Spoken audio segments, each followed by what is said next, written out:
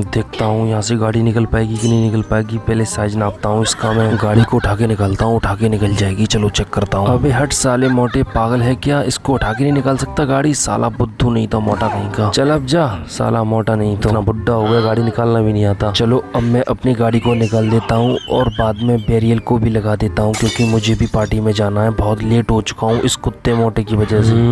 अरे वाह, ये तो साइड में जगह थी। इस साले की वजह से मुझे भी परेशान होना पड़ा। देख पे मरिए साले, उधर कितनी जगह है। तूने साले, तेरी वजह से पता है मैं कितना परेशान हो गया। अब इनसे बोल दे मुझे एक लाइक और कमेंट में मेरा नाम मोटू जरूर लिख दे। ठीक है रे मरिए। क्यों बे साले कुत्तों, तुम्हें दिखाई नहीं देता? बैरियल को उठाते फिरते हो, सुबरो कहीं के।